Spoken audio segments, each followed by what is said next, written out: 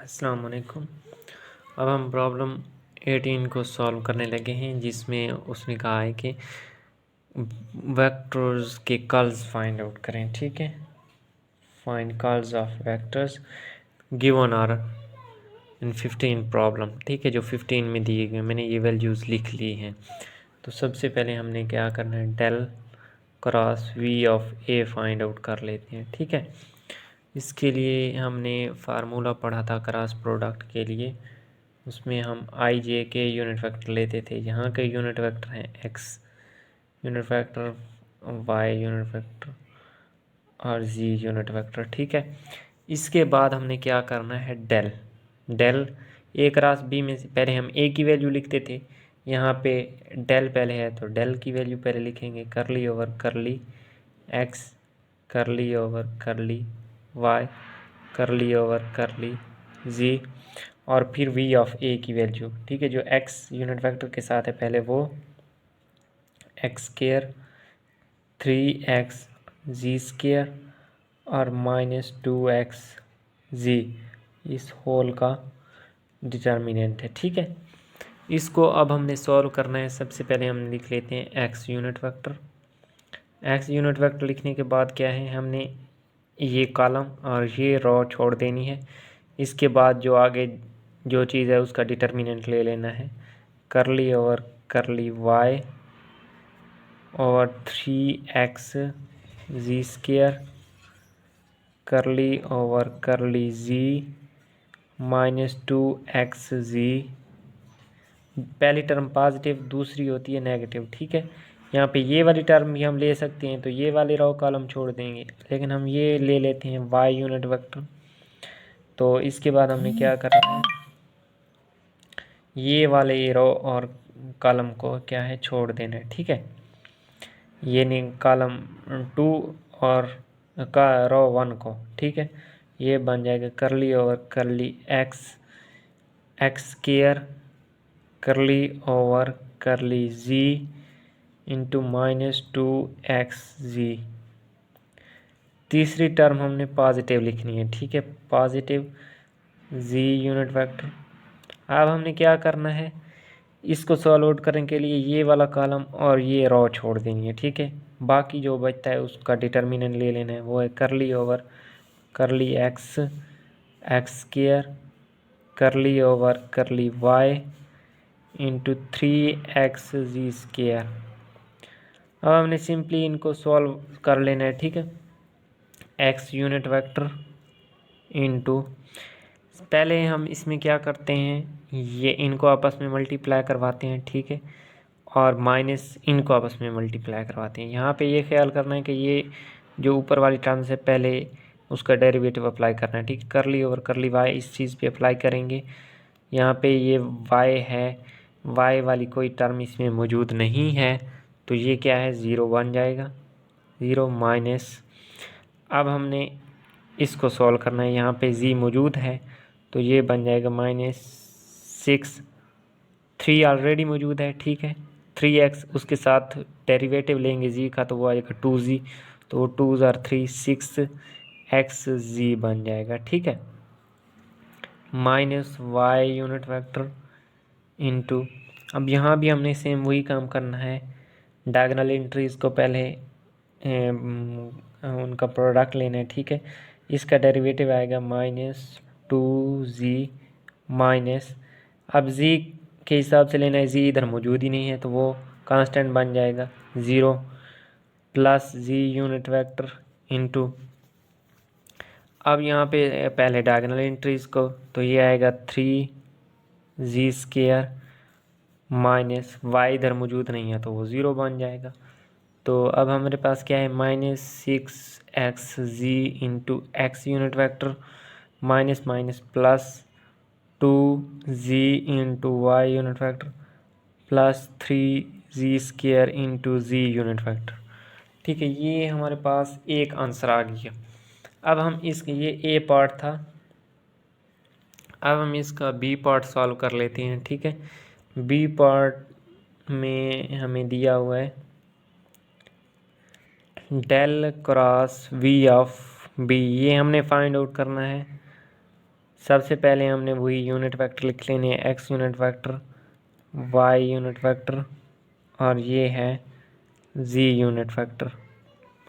अब इसके बाद डेल वाली रकम लिख लेनी, करली ओवर करली x, करली ओवर करली y, करली ओवर करली z। इसके बाद हमने b वाले कोफिशिएंट्स लिख लेने हैं, ये है एक्स वाई, पहला कोफिशिएंट है एक्स वाई, दूसरा है 2y z, तीसरा है 3x z। तो ये हमारे पास x यूनिट वेक्टर इनटू, अब यहाँ पे क्या करना था हमने, ये वाली रो और ये कॉलम छोड़ देना, इन बाकी का डिटर्मिनेंट मैं डायरेक्ट ले लेता हूँ। अब ये इसका इसके हिसाब से, ये y के हिसाब से डेरिवेटिव है, यहाँ पे y मौजूद नहीं है तो ये 0 बन जाएगा, माइनस ये z है, यहाँ पे z मौजूद है तो ये 2y आ जाएगा, minus y unit vector into, अब ये y वाला कॉलम और ये रो छोड़ देनी है, बाकी का डेरिवेटिव लेना। अब ये रकम ये और ये हमारे पास मौजूद हैं, अब इसका इसके हिसाब से डेरिवेटिव ले लेना है, तो वो आएगा x के हिसाब से 1 आ जाएगा, 3z यहाँ पे बच जाएगा, माइनस इसका इसके हिसाब से z मौजूद ही नहीं है तो ये 0 बन जाएगा। अब थर्ड हमारे पास क्या है, plus z unit vector into, अब ये वाला कॉलम और ये रो हमने छोड़ देनी है, ठीक है। यहाँ पे इनका डिटर्मिनेंट डायरेक्ट ले लेते हैं, यहाँ पे करली और करली x 2yz, यहाँ पे x मौजूद नहीं है तो ये उसका डेरिवेटिव 0 आ जाएगा, माइनस करली और करली y x y का ये आ जाएगा x, y का 1 हो जाएगा, ठीक है, तो x बच जाएगा। इसको अब हम लिख लेते हैं -2y into x unit vector, ठीक है, minus 3z into y unit vector, minus x into z unit vector, ठीक है। अब इसका हम सी पार्ट सॉल्व आउट कर लेते हैं, ठीक है। Del cross v of c, ये ख्याल रखना है कि ये भी वेक्टर है, ये दोनों वेक्टर हैं, ठीक है। इन पे वो आप वेक्टर वाला निशान लगा लें, मैंने इधर नहीं लगाया,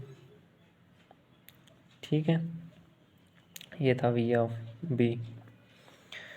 तो अब हमने सिंपली क्या करना है, वही सेम स्टेप्स हैं, x unit vector, y unit vector, z unit vector, करली ओवर करली x, करली ओवर करली y, करली ओवर करली z। अब v ऑफ c के जो कोफिशिएंट्स हैं वो लिख लेने हैं, ठीक है। पहला कोफिशिएंट हमारे पास है y स्क्वायर, दूसरा है 2x y plus z square, तीसरा है 2yz। अब हमने इसको सॉल्व कर लेना है, x यूनिट वेक्टर, ये वाला कॉलम छोड़ दिया, ये वाली रो छोड़ दी, बाकी का डिटर्मिनेंट ले लेते हैं। सबसे पहले हम डिटर्मिनेंट सॉल्व करके डायगोनल एंट्रीज को सॉल्व करते हैं। यहाँ पे y मौजूद है, ठीक है, तो 2z हमारे पास कांस्टेंट है, y का विद रिस्पेक्ट टू y 1 आ जाएगा, ये आ जाएगा 2z माइनस, अब ये इनको सॉल्व कर लेते हैं, ठीक है।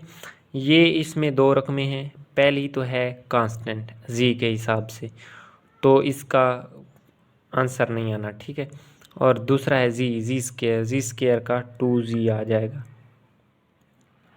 2z माइनस 2z 0 हो जाएगा, minus y unit vector into, अब हमने क्या करना है, y वाला कॉलम और y वाली रो को छोड़ देना है। अब इसको सॉल्व आउट कर लें, करली ओवर करली x, यहाँ पे ये दो रकमें बचती हैं तो ये कांस्टेंट है, कांस्टेंट का डेरिवेटिव x के हिसाब से कांस्टेंट है 0, माइनस अब हमने z के हिसाब से इसका लेना है, ये भी 0 बन जाएगा, अब प्लस z यूनिट वेक्टर, अब z वाला कॉलम और ये वाली रो को छोड़ देना है, इसके हिसाब से हमने क्या लेना है, इसका डेरिवेटिव, ठीक है। x के हिसाब से पहली रकम का डेरिवेटिव आ जाएगा 2y, ठीक है, 2y कांस्टेंट है x के हिसाब से, उसको मैंने बाहर लिखा, x का विद रिस्पेक्ट टू x1 आ गया, z स्क्वायर का 0 आ जाएगा, ठीक है। अब हमने नॉन डायगोनल एंट्रीज का ये y के हिसाब से -2 वाई, ये भी ज़ीरो का ये भी ज़ीरो बन जाएगा, ये भी ज़ीरो। तो डेल क्रॉस वी ऑफ सी हमारे पास किस चीज़ के इक्वल है, ये हमारे पास ज़ीरो के इक्वल हो गया। तो ये था हमारा क्वेश्चन प्रॉब्लम नंबर 18। मिलते हैं नेक्स्ट प्रॉब्लम में। अल्लाह हाफिज़। अगर आप मेरे चैनल पे न्यू हैं तो सब्सक्राइब कर लीजिएगा।